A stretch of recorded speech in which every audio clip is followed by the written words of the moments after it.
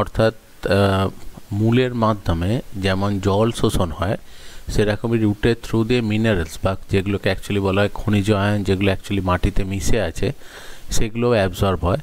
তো সেই পদ্ধতিটা সম্পর্কে এখানে আমরা পড়বো যে কীভাবে সেই মিনারেলসগুলো সমস্ত অ্যাবজর্ব হচ্ছে, কী পদ্ধতিতে সেই ঘটনাটা সম্পন্ন হচ্ছে।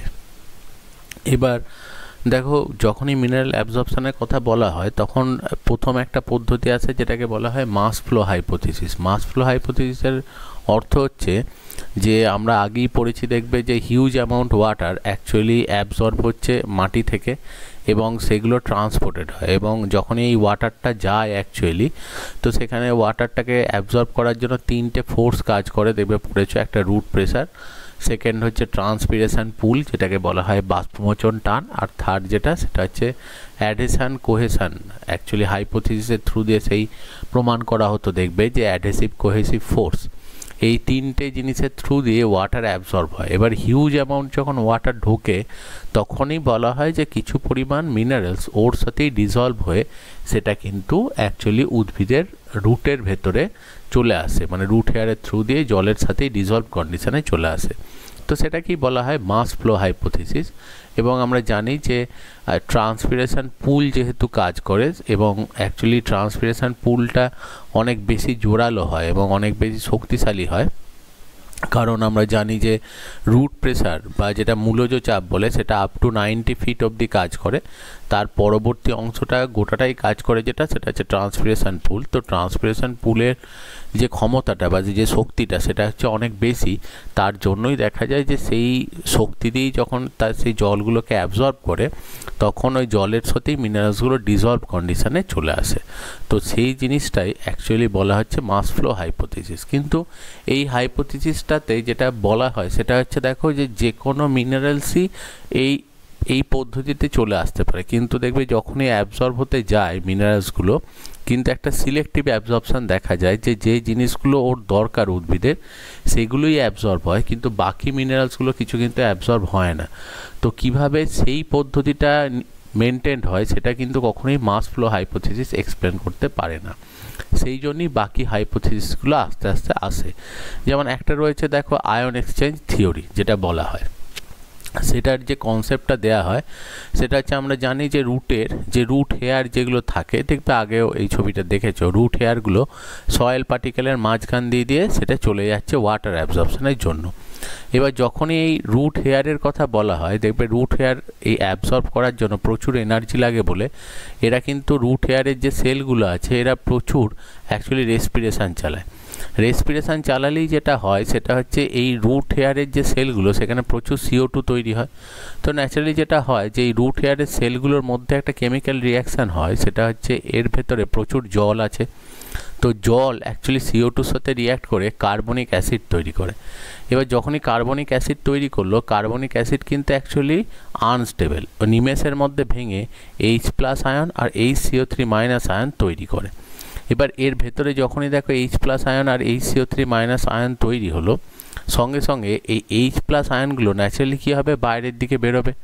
এবং যখনই H+ আয়নগুলো বাইরের দিকে বেরোয়, এখানে অ্যান্টিপোর্ট সিস্টেম থাকে। অ্যান্টিপোর্ট সিস্টেমে যেটা হয় আমরা জানি যে একদিক থেকে একদিকে পজিটিভ চার্জ আয়ন বেরোলি অন্যদিকে কী হবে, পজিটিভ চার্জ আয়ন ঢোকে। তাহলে এই বাইরের যে জলটা রয়েছে সেই জলের মধ্যে যে অ্যাকচুয়ালি ডিজলভ অবস্থায় যে পটাশিয়াম, সোডিয়াম, ক্যালসিয়াম যেগুলো রয়েছে, যখনই H+ বেরোচ্ছে উল্টো দিক থেকে দেখা যায় যে অ্যান্টিপোর্ট সিস্টেমের থ্রু দিয়ে পটাশিয়াম, সোডিয়াম, ক্যালসিয়াম এগুলো সমস্ত কিন্তু অটোমেটিক্যালি চলে আসে।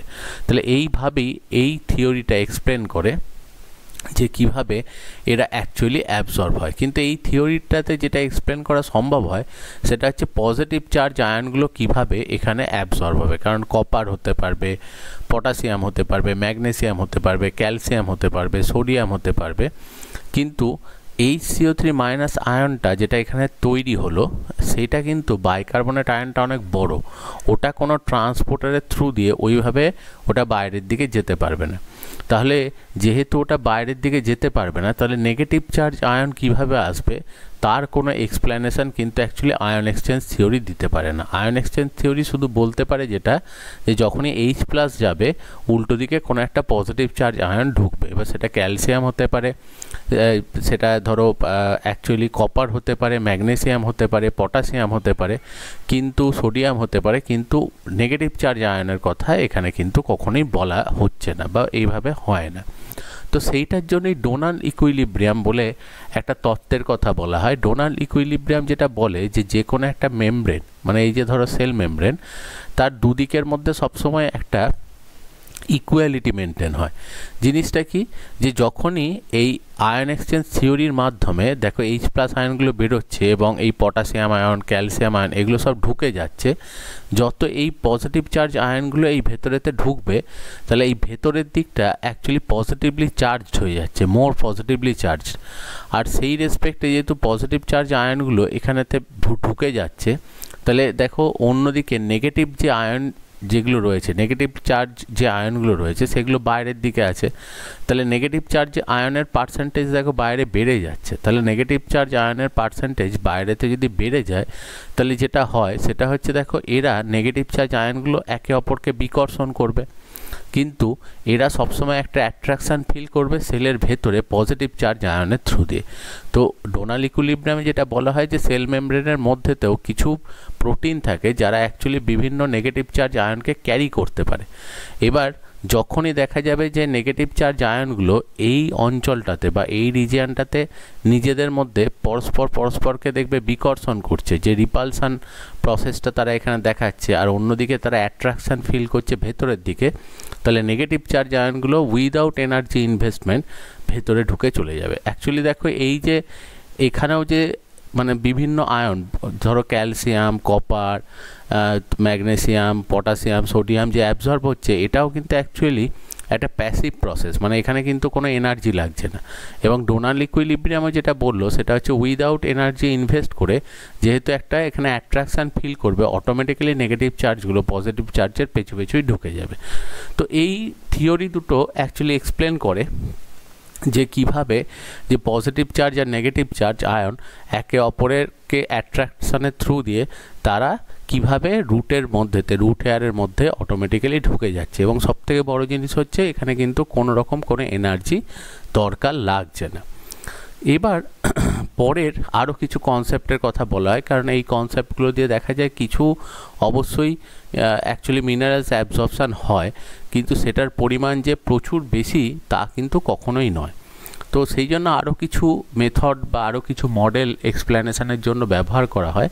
যেমন দেখো কেরিয়ার কনসেপ্ট থিওরি, অ্যাকচুয়ালি যে আয়নগুলোই যায়, ধরো পজিটিভলি চার্জ আয়নই হোক বা নেগেটিভলি চার্জ আয়নই হোক, সেগুলো ধরো যে কেরিয়ার প্রোটিন দেখবে পড়েছো ফেসিলিটেটেড ডিফিউশন যেখানে পড়েছিলে সহায়ক ব্যাপন, সেখানে দেখিয়েছিলাম দেখবে যে কিছু কেরিয়ার প্রোটিন থাকে, যে কেরিয়ার প্রোটিনের থ্রু দিয়ে ওই সমস্ত আয়নগুলো অ্যাকচুয়ালি সেলের ভেতরে অ্যাবজর্ব হয়। এবার সেগুলো একদম পুরোপুরি এরকম সরু টিউবের মতো, সেটা কোনো অ্যাকচুয়ালি চ্যানেল প্রোটিন হতে পারে যে চ্যানেলটা সবসময় ওপেন থাকে, সেই পাথওয়েটা দিয়ে আসতে পারে, অথবা কেরিয়ার প্রোটিন মানে সবসময় আসতে পারছে না, দেখো এখানে এসে বাইন্ড করছে, এই প্রোটিনটা রোটেট করছে, যখন রোটেট করে ভেতরের দিকে ঘুরছে, যখনই ভেতরের দিকে ঘুরলো তখন আবার এটা এখানে রিলিজ হচ্ছে। তো এরকম বিভিন্ন প্রোটিনের থ্রু দিয়ে এরা অ্যাকচুয়ালি আসতে পারে। তো এই কেরিয়ার প্রোটিন দিয়েও যখন কাজটা হবে তখন সেখানেতে এই কেরিয়ার প্রোটিনগুলো যেমন এখানে দেখাচ্ছে, দেখো যে কিছু মিনারেলস আছে ধরো যেগুলো পজিটিভলি চার্জ, তাহলে সেক্ষেত্রে কেরিয়ার প্রোটিন যেটা হবে সেই নিজে কিন্তু নেগেটিভলি চার্জড হবে, যার জন্য সে অ্যাকচুয়ালি অ্যাট্রাক্ট করবে পজিটিভলি চার্জ প্রোটিনগুলোকে, এবং পজিটিভলি চার্জ প্রোটিনগুলোকে অ্যাকচুয়ালি বাইন্ড করার পর এ নিজে ঘুরে যাবে, এবং ঘুরে গিয়ে যেটা করে সেটা হচ্ছে পজিটিভ চার্জ প্রোটিনগুলোকে আবার ভেতরের দিকেতে ছেড়ে দেয়। ঠিক সেরকম যদি নেগেটিভ চার্জ প্রোটিন মানে অ্যাকচুয়ালি নেগেটিভ চার্জ কিছু মিনারেলসকে অ্যাবজর্ব করতে হয়, তাহলে তার যে কেরিয়ারগুলো এখানে থাকবে সেই কেরিয়ারগুলো অ্যাকচুয়ালি পজিটিভলি চার্জ হবে এবং সেগুলো এরা অ্যাটাচ করবে, এবং যখন ঘুরবে তখন তারা আবার ওই জিনিসটাকে ভেতরের দিকে নিয়ে এসে ছেড়ে দেবে। এবার এই কাজটা যখন করতে যাবে তখন একটা জিনিস দেখো, যে যখনই অ্যাটাচমেন্ট হচ্ছে, অ্যাটাচমেন্ট হবার সময় ধরো সিম্পলি এটা পজিটিভ চার্জ, কেরিয়ারটা নেগেটিভ চার্জ মলিকিউল, তাহলে কিন্তু খুব সহজে অ্যাট্রাকশান হয়ে যাবে। এরা যখন অ্যাটাচ হওয়ার পর যখন রোটেট করলো তখনও কিন্তু দেখো অ্যাকচুয়ালি এই পজিটিভ চার্জ আয়নগুলো অ্যাটাচ হয়ে রয়েছে, কিন্তু এরপর তো এই পজিটিভ চার্জ আয়নগুলোকে এখান থেকে ডিট্যাচ করার জন্য নিজে নিজে কখনো কিন্তু ডিট্যাচ হবে না, এখানে তো অ্যাকচুয়ালি কী করতে হবে, শক্তি দিয়ে এটাকে ডিট্যাচ করতে হবে, অর্থাৎ শক্তি দিয়ে এই এটিপি দিয়ে এটাকে অ্যাকচুয়ালি কিন্তু সরাতে হবে। তো সেই জন্য এই ধরনের অ্যাবজর্পশন যখনই হয় সেখানে কিন্তু অবশ্যই এটিপির দরকার লাগে, সেই জন্যই এটাকে বলা হবে যেটা সেটা হচ্ছে অ্যাক্টিভ ট্রান্সপোর্ট। তার মানে আগের যে মেথডটা বলা হয়েছিল সেটা কিন্তু প্যাসিভ ট্রান্সপোর্ট, সেখানে কোনো এনার্জি লাগতো না, আর এটা রয়েছে যেটা সেটা হচ্ছে অ্যাক্টিভ ট্রান্সপোর্ট। এবং এই অ্যাক্টিভ ট্রান্সপোর্টটাতে খুব তাড়াতাড়ি জিনিসগুলো অ্যাবজর্ব হয় এবং সেখানেতে কিন্তু এটিপি প্রচুর লাগে। এবং এখানে একটা জিনিস বলে দিই যে ম্যাক্সিমাম ক্ষেত্রে উদ্ভিদের যে অ্যাবজর্পশনটা হয় সেটা কিন্তু এটিপি থিওরি থ্রু দিয়ে, অর্থাৎ সেখানে শক্তি প্রচুর লাগে, সেই কারণেই দেখবে যে রুটের মধ্যেতে প্রচুর পরিমাণে গ্লুকোজ ব্রেকডাউন হয় এবং সেই জন্য রুটেতে প্রচুর অক্সিজেন অ্যাকচুয়ালি দরকারও লাগে। এবং সেই জন্যই দেখবে যে উদ্ভিদগুলো সহজে মাটির নিচে থেকে অক্সিজেন পায় না, যেমন ম্যানগ্রোভ প্ল্যান্ট দেখবে বলেছিলাম যে লবণাম্ব উদ্ভিদ যেগুলোকে বলা হয়, তাদের এক্সট্রা অক্সিজেন অ্যাকচুয়ালি মানে গ্রহণ করার জন্য রুটগুলো দেখবে গ্র্যাভিটেশনাল ফোর্সের উল্টো দিকে উঠে চলে আসছে এবং নিউম্যাটোফোর বা শ্বাসমূল যেটা বলে সেই স্ট্রাকচারটা তৈরি করে। এবার আরও কিছু আইডিয়ার কথা বলা হয় যে কিছু সায়েন্টিস্ট কিছু প্রোটিনের কথা বা কিছু প্রোটিনের উল্লেখ করে, যে প্রোটিনের থ্রু দিয়ে তারা বলে যে অ্যাকচুয়ালি মিনারেলসগুলো অ্যাবজর্ব হয় এবং এই অ্যাবজর্পশনের সময় কিন্তু সেই অর্থে শক্তি খুব একটা ব্যয় হয় না, কিন্তু এই প্রোটিন যেগুলো থাকে এই প্রোটিনগুলো অ্যাকচুয়ালি কিছু পরিমাণে মানে অ্যাবজর্ব করলেও যে 100% যে এই প্রোটিনগুলো দিয়ে অ্যাবজর্ব হয় তা কিন্তু নয়, অ্যাকচুয়ালি সব ধরনের অ্যাবজর্পশানই কিছু কিছু পার্সেন্টেজে সেখানে কিন্তু হয়। এবার সাইটোক্রোম বলে এক ধরনের প্রোটিন যেটা সেল মেমব্রেনের মধ্যে থাকে, সেটা ট্রান্সপোর্টেশনে হেল্প করে। অ্যাকচুয়ালি কি, ধরো সেল মেমব্রেন, এটা সেল মেমব্রেনের মাঝেতে একটা প্রোটিন আছে, যেই প্রোটিনটার নাম হচ্ছে সাইটোক্রোম, যেটাকে দেখো CYT দিয়ে দেখানো হচ্ছে। এবার এইটা হচ্ছে এক্সটার্নাল এনভায়রনমেন্ট আর এটা হচ্ছে সেলের সাইটোপ্লাজম, এইটা হচ্ছে সাইটোক্রোম প্রোটিন। দেখবে অ্যাকচুয়ালি যখন আমরা কোনো সময় মানে রেসপিরেশন এই চ্যাপ্টারটা যখন পড়বো দেখবে শ্বসন, সেখানেতে আমরা দেখবে সাইটোক্রোমের নাম পাবো, যে সেল মেমব্রেনের মধ্যেতে যে প্রোটিনগুলো থাকে তার মধ্যে একটা কেরিয়ার প্রোটিন থাকে, যে কেরিয়ার প্রোটিনটার নাম হচ্ছে যেটা সেটা হচ্ছে সাইটোক্রোম। তো এখানেও ওই সাইটোক্রোম প্রোটিনের হেল্পই নেওয়া হয়, যে সাইটোক্রোম একটা কমপ্লেক্স একটা প্রোটিন এবং তার স্ট্রাকচার মানে যথেষ্ট বড় আকৃতির স্ট্রাকচার, তার কেমিক্যাল ফর্মুলাও অনেক বড়। তো এর স্ট্রাকচার নিয়ে আমাদের সেরকম কিছু মাথা ঘামানোর দরকার নেই, জাস্ট এর ফাংশনাল মেকানিজমটা অ্যাকচুয়ালি আমাদের একটু বুঝতে হবে। সেটা হচ্ছে সেলের ভেতর, সেল সাইটোপ্লাজম, সেলের ভেতরেতে সবসময় দেখো প্রচুর পরিমাণে হাইড্রোজেন আয়ন সেখানেতে তৈরি হয়, কারণ সেলের ভেতরেতে বিভিন্ন কেমিক্যাল রিয়াকশানে দেখবে সবসময় প্রচুর পরিমাণে হাইড্রোজেন আয়ন সেখানে থাকে।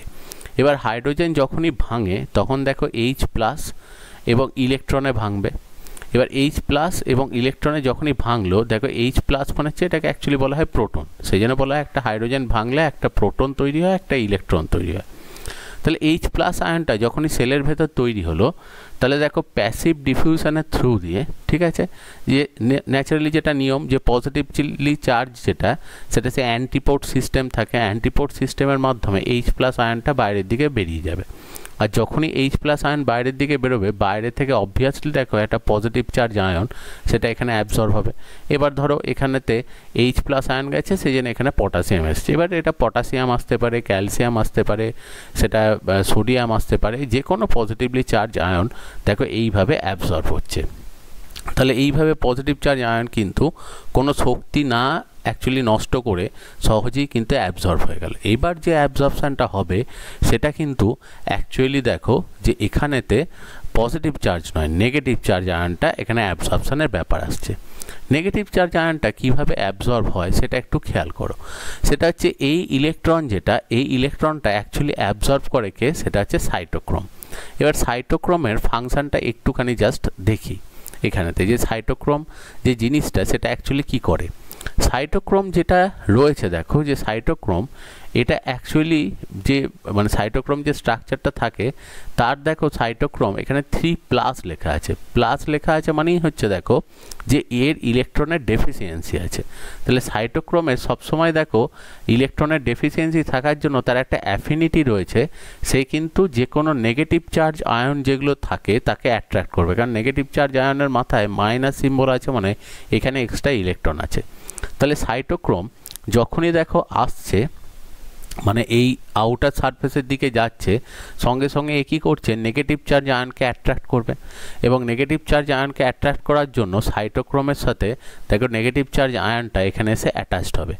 যখনই অ্যাটাচড হলো, অ্যাটাচড হওয়ার পর সাইটোক্রোম যখনই দেখো এসে সেল মেমব্রেনের কাছে আসছে, ঠিক আছে, সেল সাইটোপ্লাজমের মেমব্রেনের কাছে আসছে, সঙ্গে সঙ্গে দেখো এই যে হাইড্রোজেন থেকে যে ইলেকট্রনটা অ্যাকচুয়ালি রিলিজ হয়েছিল সেই ইলেকট্রনটা এর কাছে অ্যাভেলেবেল হয়ে যাচ্ছে।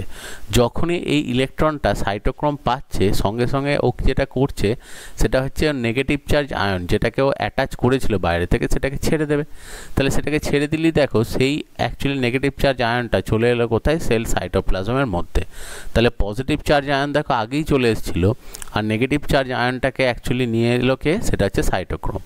এবার যখনই সেটা নিয়ে এলো তাহলে দেখো স্বাভাবিকভাবে সাইটোক্রোম যেটা সেটা এখন কিন্তু ওই ইলেকট্রন যে ডেফিসিয়েন্সিটা ছিল সেটা আর মিটে গেছে। এবার এই অবস্থায় যখনই এ বাইরের দিকেতে যায়, অ্যাকচুয়ালি বাইরের আউটার সারফেসের দিকে যায়, সেখানে দেখা যায় যে অ্যাকচুয়ালি মাটির মধ্যেতে যখনই H+ আয়নগুলো বেরোয়, পরপর H+ আয়নগুলো বেরোচ্ছে, তো সেটা মাটির মধ্যে যে অক্সিজেন থাকে সেই অক্সিজেনের সাথে অ্যাটাচড হয়ে ওয়াটার তৈরি করে। এই ওয়াটার তৈরি হওয়ার জন্য সবসময় এর যেটা দরকার সেটা হচ্ছে ইলেকট্রন। এবার সাইটোক্রোম এমন একটা জিনিস যেখান থেকে খুব সহজে কিন্তু ইলেকট্রনকে বাইরে বার করে নেওয়া যায়। তো সেই জন্য দেখা যায় যে অ্যাকচুয়ালি এখানে যে ইলেকট্রন যেটা প্রয়োজন হয় সেটা সাইটোক্রোম অ্যাকচুয়ালি ইলেকট্রনটাকে দিয়ে দেয় এবং ওয়াটার ফর্মেশন মাটির মধ্যেতে করে দেয়। এবার কারণ নইলে দেখো এইভাবে তো সারাদিনই একটু আগে আমরা পড়লাম প্রচুর পরিমাণে H+ আয়ন অ্যাকচুয়ালি মাটির মধ্যেতে বেরোচ্ছে। তাহলে H+ আয়নগুলোর হয় কি, সেগুলো অ্যাকচুয়ালি অক্সিজেনের সাথে রিয়্যাক্ট করে সে ওয়াটার ফর্ম করে। এবার যে ইলেকট্রন যেগুলো দরকার সেগুলো কিন্তু উদ্ভিদের যে অ্যাকচুয়ালি রুট থাকে সেই রুটেরই যে সেল মেমব্রেনের যে প্রোটিন থাকে সেখান থেকে ওরা ইলেকট্রনগুলোকে নেয়। তো সেই ইলেকট্রনটা যখনই ও নিয়ে নিল, দেখো সাইটোক্রোম সঙ্গে সঙ্গে অ্যাকচুয়ালি এখানে থেকে ইলেকট্রন বেরিয়ে যাওয়ার সাথে সাথে ও যেটা হলো অক্সিডাইজড হলো, এবং যখনই অক্সিডাইজড হলো তাহলে দেখো ওর আবার একটা কিন্তু ইলেকট্রন ডেফিসিয়েন্সি তৈরি হলো এবং ও আবার একটা নেগেটিভ মলিকিউলের সাথে অ্যাটাচড হয়ে আবার ওটা ভেতরের দিকে গেল। তার মানে দেখো যে সাইটোক্রোম কনস্ট্যান্টলি যেটা করছে সেটা হচ্ছে নেগেটিভ চার্জ আয়নগুলোকে নিয়ে যাচ্ছে, আর অন্যদিকে এখানে অ্যান্টিপোড সিস্টেমের মাধ্যমে সমানে দেখো অ্যাকচুয়ালি পজিটিভ চার্জ আয়নগুলো ঢুকে যাচ্ছে। তাহলে এখানে একটা মেকানিজমকে দেখো এক্সপ্লেন করা হচ্ছে যে পজিটিভ চার্জ এবং নেগেটিভ চার্জ আয়নকে অ্যাবজর্ব করার জন্য সেল মেমব্রেনের একটা প্রোটিন সাইটোক্রোম যেটা ফাংশন করছে, এবং এটা কি অ্যাকচুয়ালি বলছে যেটা সেটা হচ্ছে সাইটোক্রোম পাম্প থিওরি। ঠিক সেরকমই আর একটা প্রোটিনও আছে যেটা এরকমভাবে অ্যাবজর্পশনে হেল্প করে, যেটাকে অ্যাকচুয়ালি বলা হয় প্রোটিন লেসিথিন ক্যারিয়ার। তো ঠিক একইভাবে লেসিথিন বলেও একটা প্রোটিন আছে। এই লেসিথিন প্রোটিনটা স্ট্রাকচারটা একটু আলাদা টাইপের।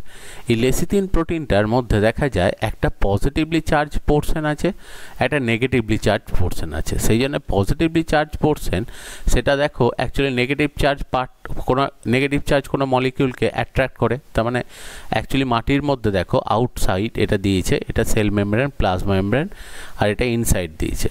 তো দেখো এই যে লেসিথিন যেটা রয়েছে, এই লেসিথিন যেটা দেখো একদিকে অ্যাট্রাক্ট করছে কাকে, সেটা হচ্ছে নেগেটিভলি চার্জ যে কোনো একটা মিনারেলকে, আর একদিকে অ্যাট্রাক্ট করছে পজিটিভলি চার্জ একটা মিনারেলকে। এবার দুটোর সঙ্গে যখনই এটা অ্যাটাচড হলো সেখানে দেখো এই সেল মেমব্রেনের মধ্যে একটা অ্যাকচুয়ালি মানে এনজাইম আছে যেটার নাম হচ্ছে লেসিথিনেস। নাম শুনেই বুঝতে পারছো এটা লেসিথিনকে ভেঙে দেবে। তো যখনই লেসিথিন ভাঙছে, যখনই সেল মেমব্রেন ক্রস করে এটা ভাঙছে, তখন এটা দেখা যাচ্ছে ফসফোটাইডিক অ্যাসিড এটা তৈরি করছে দুটো জিনিস, একটা হচ্ছে ফসফোটাইডিক অ্যাসিড এবং আরেকটা তৈরি করছে যেটা সেটা হচ্ছে কোলিন। এই ফসফোটাইডিক অ্যাসিড যখনই দেখো তৈরি হচ্ছে তখনই কি করে দেখো অ্যাকচুয়ালি পজিটিভ চার্জ মলিকিউলটাকে ছেড়ে দিচ্ছে, আর অন্যদিকে দেখো কোলিন যখনই অ্যাকচুয়ালি ডিসোসিয়েট হচ্ছে তখন এটা নেগেটিভ চার্জ মলিকিউলটাকে ছেড়ে দিচ্ছে। তার মানে যেটা হলো যে লেসিথিনের সঙ্গে negative charge positive charge attached হয়, এরপর লেসিথিনেস এনজাইমটা এসে সব পার্টগুলো মানে লেসিথিনকেও দুটো ভাগে ভেঙে দিচ্ছে এবং এই পজিটিভ চার্জ নেগেটিভ চার্জ যে এলিমেন্টগুলো রয়েছে সেগুলোকেও ভেঙে দিচ্ছে। এবার পজিটিভ চার্জ নেগেটিভ চার্জগুলো ভেতরে ঢুকে যাচ্ছে আর এরা দুজন পরস্পর থেকে সেপারেট হয়ে যাচ্ছে। এরপর যেটা হয় সেটা হচ্ছে অ্যাকচুয়ালি দেখো যে এটিপি থ্রু দিয়ে এরা আবার যেটা হয় সেটা হচ্ছে পরস্পরের সাথে অ্যাটাচড হয়। অ্যাটাচড হয়েই যেটা হয় সেটা হচ্ছে অ্যাসিটাইল গ্রুপ তৈরি করে এবং অ্যাসিটাইল গ্রুপ থেকে আবার দেখো সেটা পুনরায় লেসিথিনে সেটা কনভার্টেড হয়। মানে অ্যাকচুয়ালি এরা দেখো লেসিথিন তৈরি হচ্ছে, পজিটিভ চার্জ নেগেটিভ চার্জের সাথে অ্যাটাচড হচ্ছে, এরপর লেসিথিনেস এদেরকে চারটে পার্টকে ভেঙে দিচ্ছে, দিয়ে আয়নগুলো ভেতরে ঢুকে যাচ্ছে, এই পার্টগুলো আবার এটিপি দিয়ে পরস্পরের সাথে জয়েন হয়ে যাচ্ছে। তাহলে এইভাবে কনস্ট্যান্টলি দেখো এই প্রোটিনটা যেটা করছে লেসিথিন একসাথে পজিটিভ নেগেটিভ দুটো চার্জ আয়নকেই কিন্তু নিয়ে যায়। কিন্তু সাইটোক্রোম যেটা করে দেখো সাইটোক্রোমটা শুধু নেগেটিভ চার্জ আয়নকে নিয়ে আসে আর পজিটিভ চার্জটা তো সেটা আয়ন এক্সচেঞ্জের থ্রু দিয়েই আসে, কিন্তু এর ক্ষেত্রে দেখো পজিটিভ নেগেটিভ দুটো চার্জকেই অ্যাকচুয়ালি নিয়ে আসে যেটা সেটা হচ্ছে অ্যাকচুয়ালি লেসিথিন। তো সেই জন্যই এটাকে বলা হয় protein lecithin career, actually protein concept. তো এটা এর একটা পদ্ধতি যেটার মাধ্যমে মিনারেলস যেগুলো রয়েছে সেগুলো অ্যাবজর্ব হয়। এবার আমরা চলে আসছি সেটা হচ্ছে মিনারেলস অ্যাবজর্পশনের কথা তো বললাম, এবার উল্টো দিকে ফ্লোয়েম দিয়ে কিভাবে খাবারটা ট্রান্সপোর্টেড হয় সেটা অ্যাকচুয়ালি পড়বো আমরা, কারণ এগুলো গোটাটাই পড়লাম যেটা সেটা হচ্ছে মিনারেলস এবং ওয়াটার কিভাবে বাইরের এনভায়রনমেন্ট থেকে তারা অ্যাবজর্বড হচ্ছে এবং কিভাবে তারা ট্রান্সপোর্টেড হয়। এবার এই আপওয়ার্ড মুভমেন্টটাকে আমরা মোটামুটি ভালো করে বুঝে গেছি। এবার যেটা রয়েছে দেখো সেটা হচ্ছে ফ্লোয়েমের ডাউনওয়ার্ড মুভমেন্ট। অ্যাকচুয়ালি ফ্লোয়েমের ডাউনওয়ার্ড মুভমেন্টটা খুব একটা কমপ্লেক্স নয়, মানে জাইলেমের থ্রু দিয়ে আপওয়ার্ডে যে ওয়াটার মুভমেন্ট উপরের দিকে যে জলের মুভমেন্ট সেটাই কিন্তু ফ্লোয়েমের ডাউনওয়ার্ড মুভমেন্টটাকে কন্ট্রোল করে এবং সেটাকে এক্সপ্লেন করার জন্য অ্যাকচুয়ালি সায়েন্টিস্টের নাম অনুযায়ী মাস ফ্লো হাইপোথিসিস বলে একটা হাইপোথিসিসের কথা বলা হয়, মাঞ্চ হাইপোথিসিসও অনেক সময় বলা হয়। তো দেখো এই জিনিসটার কনসেপ্টটা খুব ইজি, সেটা হচ্ছে যে দুটো কথা বলা হয় বা দুটো টার্ম ইউজ করা হয়, একটা হচ্ছে সোর্স আর একটা হচ্ছে সিঙ্ক। ধরো ফ্লোয়েমে যেটা হয় এটা ধরো ফ্লোয়েম, তাহলে ফ্লোয়েমের একদম ওপরের দিকে দেখবে গাছের ওপরের দিকে পাতাগুলো থাকে, সেই পাতাগুলো অ্যাকচুয়ালি গ্লুকোজ তৈরি করে, তাই তো ফটোসিনথেসিসে গ্লুকোজ তৈরি করে। আর একদম দেখবে গাছের নিচের দিকে যে রুট যেগুলো রয়েছে রুটেতে দেখবে যে কোনো রকম তো সেখানেতে ক্লোরোফিল নেই, সেই জন্য ওরা কিন্তু কোনো ফটোসিনথেসিসে কোনো গ্লুকোজ তৈরি করতে পারে না। তাহলে এ পুরোপুরি গ্লুকোজের জন্য ডিপেন্ডেন্ট হয় কার কাছে, সেটা হচ্ছে লিফের কাছে।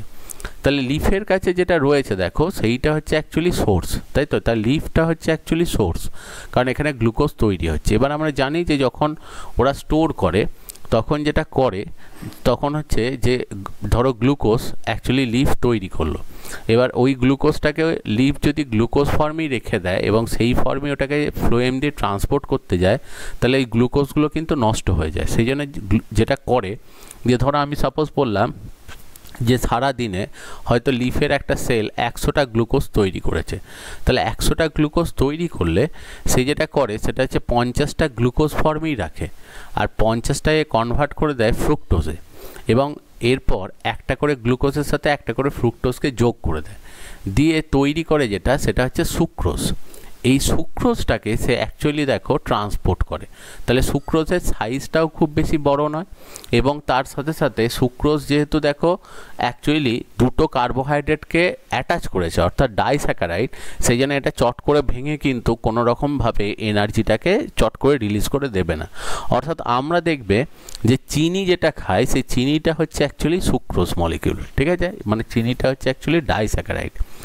এবার যে মানে অ্যাকচুয়ালি কি হয় দেখবে আখ থেকে তো আমরা আখের রস থেকে চিনি তৈরি করি, তো আখ থেকে যে ওই অ্যাকচুয়ালি ওই জুসটা যেটা এক্সট্র্যাক্ট করা হচ্ছে সেটা হচ্ছে আখের যে ফ্লোয়েম আছে সেই ফ্লোয়েমগুলোকেই যখন চাপ দেওয়া হয় ফ্লোয়েম থেকেই ওই এক্সট্র্যাক্টটা বেরিয়ে আসে এবং সেটার থেকেই আমরা দেখো চিনিটা তৈরি করি। তাই চিনি যেটা থাকে সেটা হচ্ছে সুক্রোজ, তার মানে যখনই ট্রান্সপোর্ট করে তখন সেটা সবসময় সুক্রোজ ফর্মেই ট্রান্সপোর্ট করে। এবার দেখো সুক্রোজটা যখন তার লিফ উঠতে যাচ্ছে, তার লিফটা হচ্ছে সুক্রোজের অ্যাকচুয়ালি সোর্স, সেখানে তৈরি হচ্ছে এবং সেখান থেকে আস্তে আস্তে এটাকে পাঠাচ্ছে কোথায়, সেটা হচ্ছে ফ্লোয়েম।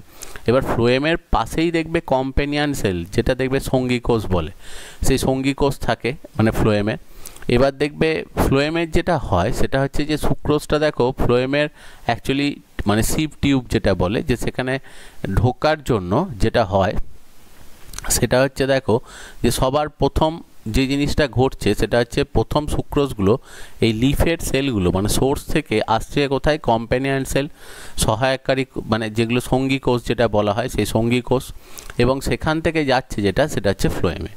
আর যখন ওটা ধরো রুটেতে এবং ফ্লোয়েম দিয়ে আস্তে আস্তে নিচের দিকে নেমে আসে এবং যখন রুটেতে ঢুকতে যায় ধরো সেখানেতে প্রথমে গেল যেটা সেটা কম্প্যানিয়ন সেল, সেখান থেকে যাচ্ছে যেটা সেটা হচ্ছে রুট। এবার রুট যেহেতু এটাকে অ্যাবজর্ব করছে সেই জন্য এটাকে অ্যাকচুয়ালি বলা হয় সিঙ্ক। তার মানে ফ্লোয়েমের মুভমেন্ট সবসময় হয় সোর্স টু সিঙ্ক এবং মুভমেন্টটা হচ্ছে দেখো ডাউনওয়ার্ড মুভমেন্ট। এবার খুব ভালো করে বোঝো যে কিভাবে এই ডাউনওয়ার্ড মুভমেন্টটা অপারেট হচ্ছে। অ্যাকচুয়ালি দেখো অবভিয়াসলি সুক্রোজ প্রচুর পরিমাণে তৈরি হয়েছে কোথায়, সেটা হচ্ছে লিফেতে। তাহলে লিফেতে দেখো প্রচুর সুক্রোজ আছে, কিন্তু এই কম্প্যানিয়ন সেলেতে সেই তুলনায় সুক্রোজ কিন্তু কিছুই নেই। তাহলে অবভিয়াসলি দেখবে ডিফিউশনের জন্য সুক্রোজগুলো এসে ঢুকবে কোথায়, কম্প্যানিয়ন সেল। আবার কম্প্যানিয়ন সেলেতে দেখো সুক্রোজ এসে ঢুকলো, কিন্তু এইখানে ফ্লোয়েমের এই সেলগুলো দেখবে, ফ্লোয়েমের এটাও তো লিভিং সেল যেটা সিভ টিউব, তো সেইটাতে অ্যাকচুয়ালি দেখো সেখানে কিন্তু কোনো রকমের, এখানে কিন্তু এটা লিভিং সেল কিন্তু এখানে দেখো অ্যাকচুয়ালি কিন্তু মানে গ্লুকোজ নেই। তাহলে অবভিয়াসলি দেখো ডিফিউশনের জন্য, ব্যাপনের জন্য এখান থেকে গ্লুকোজগুলো ঢুকবে এখানে। এবার একটা জিনিস দেখো সবসময় জাইলেম আর ফ্লোয়েম একদম গায়ে গায়ে থাকে। তাহলে ফ্লোয়েমে যখনই এখানেতে দেখো গ্লুকোজগুলো এসে ঢুকলো, এবার গ্লুকোজগুলো এসে ঢোকার পর যে জিনিসটা হচ্ছে দেখো জাইলেমটাই পাশেই আছে। এবার জাইলেমের যদি তুমি কম্পেয়ার করো দেখো এর কনসেন্ট্রেশন অ্যাকচুয়ালি কম, কারণ এখানেতে কি রয়েছে, ওয়াটার রয়েছে আর সেখানেতে কিছু মিনারেলস ডিজলভ কন্ডিশনে যাচ্ছে। আর এই দিকেতে যেটা রয়েছে এইটা দেখো লিভিং সেল এবং এখানেতে প্রচুর পরিমাণে দেখো সেখানে মিনারেলস রয়েছে। এবার তোমার মনে হতেই পারে যে এখান থেকে অ্যাকচুয়ালি ডিফিউশন হয়ে তো এইদিকে যাওয়ার কথা ছিল, গ্লুকোজগুলো এইদিকে চলে যেতে পারতো, কিন্তু এই সেলটা তো ডেড সেল, তাহলে এখানেতে কিভাবে আসবে, যে তাদের মধ্যে তো আর ডিফিউশন ওইভাবে হতে পারবে না। তো সেই কারণে যেটা হয়, প্লাস হচ্ছে এদের পোর সাইজ যেগুলো থাকে, যে এর গায়েতে যে পোর যেগুলো থাকে সেগুলো দিয়ে কখনোই সুক্রোজটা বেরোতে পারে না, যে সুক্রোজ ওইভাবে জাইলেমের দিকে চলে যেতে পারে না, এটা একটা ফ্যাক্টর। এবার দেখো যখনই এখান দিয়ে ওয়াটারটা যাচ্ছে দেখো এখানকার অ্যাকচুয়ালি ওয়াটারের মানে এখানকার যেটা রয়েছে এই সলিউশনটার কনসেন্ট্রেশন কম, এটার কনসেন্ট্রেশন বেশি, সেই জন্য অটোমেটিক্যালি দেখবে অসমোসিস প্রসেসে জল এসে কিন্তু এই দিক থেকে এইদিকে ঢুকতে শুরু করবে। অসমোসিসে দেখো জল এদিক থেকে এইদিকে এসে ঢুকতে শুরু করবে। এবার অসমোসিস প্রসেসে যখনই জল আসবে, এবার অসমোসিসে সবসময় যেটা হয় লোয়ার কনসেন্ট্রেশন টু হায়ার কনসেন্ট্রেশনে অ্যাকচুয়ালি দেখবে ওয়াটার মলিকিউলগুলো মুভ করে। এবার ওয়াটার মলিকিউলের সাইজ ছোট বলে এই মেমব্রেন দিয়ে চট করে কিন্তু ঢুকে যাবে। এবার যখনই জলগুলো এসে ঢুকছে দেখবে জাইলেমের যেমন নিচের দিকটা আটকানো, ফ্লোয়েমের ক্ষেত্রে দেখো ওপরের দিকে তার যাওয়ার জায়গা নেই, যেই জল এখানে এসে ঢুকলো তাহলে বাধ্য হয়ে জল কি করছে ওই সমস্ত সুক্রোজগুলোকে নিয়ে নিচের দিকেতে নেমে চলে আসছে। তাহলে দেখো ডাউনওয়ার্ড মুভমেন্ট হলো। এবার যত নিচের দিকে আসছে বিভিন্ন সেল অ্যাকচুয়ালি যারা ফটোসিনথেসিস করতে পারে না, ধরো স্টেমের সেলগুলো, তারা আস্তে আস্তে কী করছে ওই সুক্রোজগুলোকে ইউটিলাইজ করছে এবং যখন আস্তে আস্তে একদম রুট অবধি চলে এলো তখন দেখা যাচ্ছে যে একদম রুটের নিচে অবধি এই সুক্রোজগুলোকে সব দেখো অ্যাবজর্ব করে নিল। এবার রুটের নিচে অবধি দেখো সব কিছুকে অ্যাবজর্ব করার পর যখন জলটা এখানে রয়েছে তখন সেখানে জলটা হয়ে যাচ্ছে যেটা দেখো সব যদি সুক্রোজগুলোকে এখান থেকে টেনে নেয় তাহলে নিচেতে যে ওয়াটারটা একদম নিচের সেলটাতে আলটিমেটলি তৈরি হবে সেটা হচ্ছে পিওর ওয়াটার। এবং সেই রেসপেক্টে দেখতে গেলে এই ঠিক সেই সময় দেখো জাইলেম যেটা রয়েছে সেই জাইলেমটা খেয়াল করো, জাইলেমে যে জলটা উঠছে সেই জলটার মধ্যে কিছু মিনারেলস মিশে আছে। তাহলে এই নিচেতে যখন গ্লুকোজগুলো সব ঢুকে গেল তখন একটা কম্পেয়ার করো, এদিকটা হচ্ছে পিওর ওয়াটার আর এদিকটাতে কী রয়েছে কিছু মিনারেলস মিশে আছে। তাহলে কিছু মিনারেলস যেহেতু এখানেতে মিশে আছে অ্যাকচুয়ালি, তাহলে অবভিয়াসলি দেখো এর রেসপেক্টে এর কনসেন্ট্রেশন একটু হলেও বেশি। তাহলে এর কনসেন্ট্রেশন কম, এর কনসেন্ট্রেশন বেশি, তাহলে অবভিয়াসলি ওয়াটার যেটা হবে সেটা অ্যাকচুয়ালি দেখো ডিপ মানে সেটা অসমোসিস, মানে অসমোসিসের জন্য জলটা বেরিয়ে আবার দেখো ফ্লোয়েম থেকে জাইলেমের দিকে চলে যাবে এবং জাইলেমের সাথে সেটা আবার ওপরের দিকে উঠবে। তাহলে দেখো অ্যাকচুয়ালি জাইলেমের আপওয়ার্ড ডিরেকশানে ওয়াটার মুভমেন্টটাই কিন্তু ফ্লোয়েমের ক্ষেত্রে দেখো ডাউনওয়ার্ড মুভমেন্টের জন্য রেসপন্সিবল। তাহলে ফ্লোয়েমের জন্য আর কিন্তু ওরকম রুট প্রেসার বা ট্রান্সপিরেশন পুল ওসব কিচ্ছু দরকার লাগে না, শুধু এই সোর্স সিঙ্ক এই কনসেপ্টটা থাকার জন্যই দেখো অ্যাকচুয়ালি জাইলেমের আপওয়ার্ড মুভমেন্টটাই কিন্তু ফ্লোয়েমের ডাউনওয়ার্ড মুভমেন্টটাকে কন্ট্রোল করছে।